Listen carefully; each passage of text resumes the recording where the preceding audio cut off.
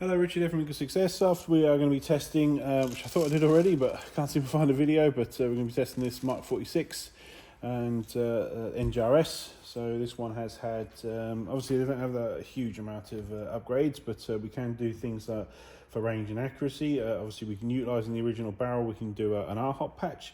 We combine that with an EagleSix slightly shortened Type 1 nub, and then we fit that with the Psionic S nub in there to go with obviously the Psionic patch, and then we utilise a hollowed out AEP TM hop rubber to go with that patch.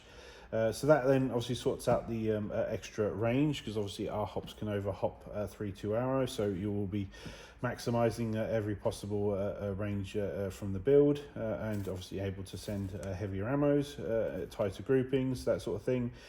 Obviously the downside of using heavy ammos is lack of speed, so obviously we've put a bigger spring in there, and we've brought the FPS up to a higher number, so that the customer can obviously use let's say heavier ammos and send them at a decent speed. We've also increased the speed for this gun. They're quite high torque guns, so very high ratios, torque ratios on the low ratios, so on the gears, so obviously they do fire quite sluggishly. So I say sluggishly, some people actually quite like that, so it is a personal thing to kind of speed them up. So we stuck the Warhead Ronin 45k in this one, so obviously it will be firing quite quick for these guns.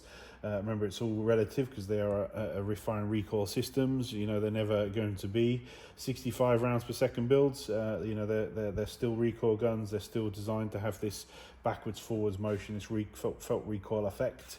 And then obviously to strengthen the gun, unfortunately we haven't got gears yet, but we look to have them in the future. And at the moment we've got, we combine the build with the EagleSix hardened anti-reverse latch and spring. That's hardened steel, so it's much stronger. The anti-reverse latch operates on the spur gear on these, so the middle gear, and that causes 4 times more wear, combined with the fact that obviously users are firing a lot of rounds through these guns. It tends to rinse through anti-reverse latches, which is usually quite a rare thing for an NGRS to ever go through. So it's not the most common of parts that we tend to have to replace on airsoft guns, but in this particular instance, because of its uniqueness, we actually found through servicing that it was something that needed to be created, which we obviously had made, and now we obviously install pretty much as a matter of service on every Mark 46 that we repair or service. We upgrade that anti-reversal latch. That's pretty much it. Obviously range and accuracy upgrades, some speed upgrades, obviously give a nice sort of a head turning wowness, and then obviously some strength upgrades, and then obviously long term we look to hopefully be able to do those gears for people. So but here we are, we'll just test it on 3.2s. I'm going to cock it.